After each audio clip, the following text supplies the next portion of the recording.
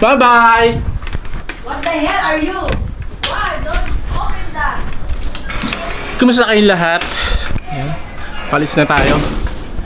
Sa bahay, natid lang natin yung makulit na bata, anak natin. Para makabili tayo ng gulong. Pupunta po tayong Caloocan ngayon. Kasi, punta yung gulong natin eh. Yan. So, nung binili natin siya 8,000.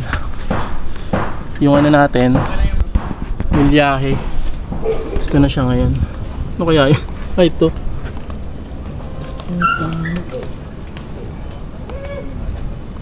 Lapid. Dami nakabaon, oh. Manipis na kasi yung ganito niya, oh. Manipis na masyado. So tatak niya po Primax. Yan, so binidyo rin natin siya noon, yung binili natin siya. Yung harap okay pa eh.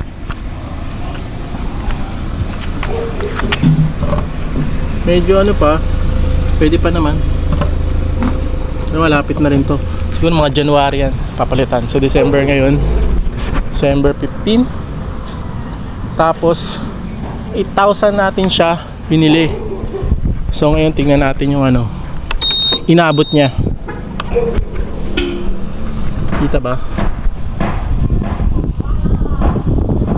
So yung total niya, yan, 23,666. Kita ba? Yun, yan na po yung total. So para mga 20,000, 21,000 inabot niya nung gulong natin. Bali, okay naman yung ano eh, yung unang ano, yung stock natin. Kaso nagtry tayo ng ibang gulong, yan Primax nga. So yun yung inabot.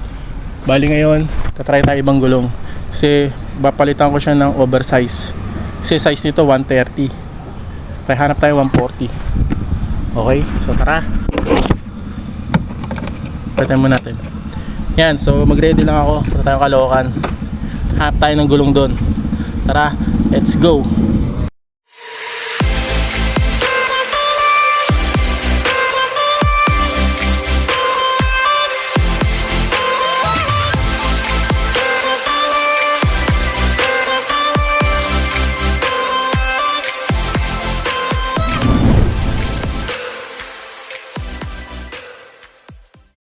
So wala mga kaibigan, nag-gloves na ako. Minto lang ako nag-gloves.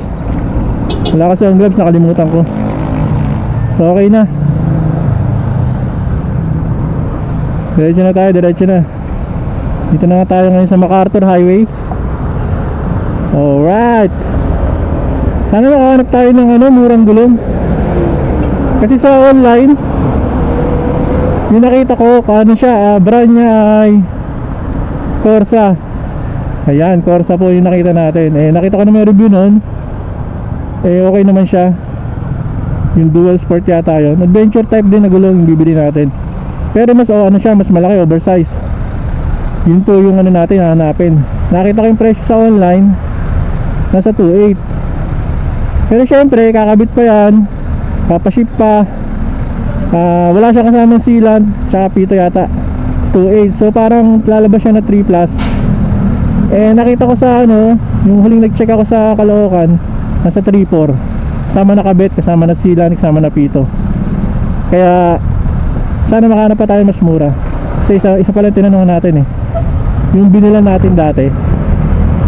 So hanap pa tayo iba. Ang laki-laki ng Caloocan, di ba? Ang dami nagtitinda motor doon. Ayun ang pyesa ng motor doon. Sana makakita tayo. Alright, let's go. Valenzuela na po, Valenzuela.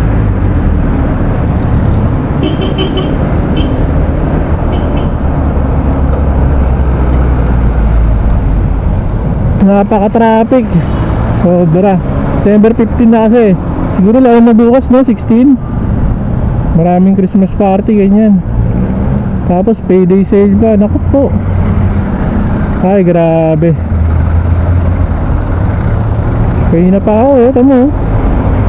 Dito pa lang ako sa ano, SM Valenzuela. Yung traffic. Ay, nako. So, ayun mga kaibigan. Comment naman kayo kung sakto lang ba o medyo ano, medyo okay lang ba yung ano natin, yung Primax na ginamit. 23 kilometers po inabot. So marami kasi tayong pinuntahan eh, marami tayong gala. Kaya yun yung ano niya, may mga ano pa nga, off-road, di ba? Talagang ano siya, lubak-lubak yung daan.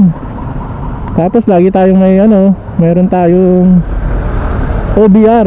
Yan, sama lagi natin si Mami. Kaya medyo parati mabigat po yung ano natin, yung dala natin, yung dala ng, kumbaga yung bigat ng ano, dala ng ano, ng motor, mabigat po.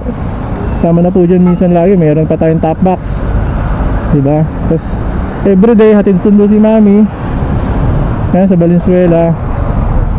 Kaya ganyan po inabot yung gulong natin. Pero sana sakto lang to, okay lang. Kasi magpapalit tayo, magta-try naman tayo ng bago. Ito talaga yung parang ano parang review talaga mula umpisa hanggang huli, di ba? Nakita natin yung ano, yung gamit niya, kung ano yung bibigay talaga ni ano, ni Primax. So try naman tayo ba. Corsa naman, Corsa, kasi ano, maganda yung ano niya maganda yung mga review niya. So try naman natin kung kaya niya ba yung ganito rin. Mabigat, lagi may OBR, tapos malayo ang biyahe, na may rough road, di ba? So yun naman tatry natin. So ayan mga kaibigan, pagpasensyahan nyo na kasi nawala po yung audio natin. Nagka-problema po yung connection, parang may static siya na tunog-tunog, medyo maingay. Kasi po malakas po yung ulan nung time na yan. Kaya tinanggal ko na yung ano, tinanggal ko yung helmet, naayos ko yung ano, pero pagbalik ko ganyan na wala nang sound, di na maganda. So ayan, nagbaybay na ako sa 10th Avenue pagdating ko ron. Naganap na ako ng may din natin mabilan.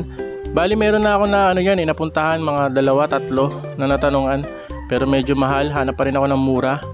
Kaya ito, yan, dito yan sa 10th Avenue, yan tindahan na yan. Nakapagtanong ako dyan, okay si kuya, ang bait. Bali mura sa kanya, 2.9 yata, parang ganun, 2.829. Yung tinda niya na Corsa, 140 yung size niya, 70 by 13 inch. So yun po yung size ng gulong, medyo malaki yun kumpara sa normal na 130 lang. So price niya daw is 2.8 to 2.9, kaso hindi pa po kasama yung kabit. Yun ang problema, kaya sabi ko babalikan ko na lang siya. Kaya tingin-tingin muna ako ng iba kasi ang kabit nasa 150 to 200 yun. So sabi ko ikot muna ako, balikan ko siya kung ano, wala akong makita. Ganun naman, di ba? Pero yung problema, hindi ako nakabalik sa kanya. Nakahanap na ako ng iba pagkatapos nito. Kaya hindi ako nakabalik. Pero kung gusto nyo check yan, okay yung store nila, mura siya. Sa lahat ng tinanungan ko, nagulong lang, wala siyang kasamang kabit. So naganap pa ako ng ibang store hanggang sa, ayan, nakita ko si Casco Market. Yan po yung nagtitinda ng mga helmet, top box, ganyan, mga gear natin, mga accessories. Marami po silang tindang ganyan nagamit sa motor. Kaya sabi ko bibili ako dyan, pupunta ako, pero unahin ko muna yung gulong. Kaso hindi na ako nakabalik doon kasi nga umulan po niyan umulan po noon. Di na ako nakabalik. Sa susunod na lang sabi ko babalikan ko yan, kasi kailangan ko na palitan yung helmet ko kasi masakit siya sa tenga, tsaka sa pisngi masakit yung LS2 na gamit ko. Kaya kailangan ko magpalit ng helmet. Bago ako bumalik, nadaanan ko tong si Bristol Motorcycles. Ayan, ang lupit niya mga motor nila. Nakita ko sa labas yung yung naka-display nila na ayun, para siyang, hindi ko alam yung model, pero para siyang Africa Twin, yung puti. Tapos yung katabi niya na pula red, para naman siyang BMW na GS yung model. Parang ganun yung itsura nila. Medyo maliit lang siya sa sa camera, pero ang laki niyan pag nakita niyo sa sa personal. So yan po mga kaibigan, nakita nyo nasa LRT na tayo. Along 10th Avenue din yan. Tapos pagtawid lang natin, dun tayo nakakita sa unang store. Pagtawid natin ng LRT. Ayan, yung tindahan na to, paglapas ng jeep na yan. Yan, so dito na tayo nakabili. Kasi nagkakabit na rin sila. Tapos ang presyo niya is 3.5. Yun, so yan yung si ate, napakabait. At inassist tayo para sa gulong na gusto natin. Alright.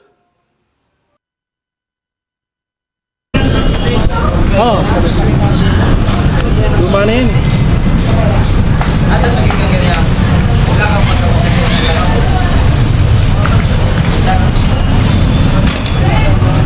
Forza.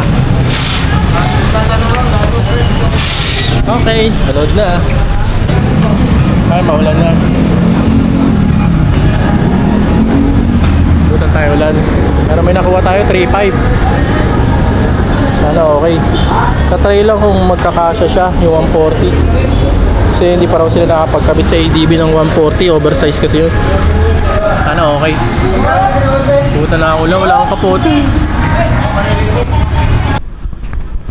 Alright. So nakauwi na po tayo. Umulan po kasi kanina nung paalis tayo kaya hindi na ako nakapag-video.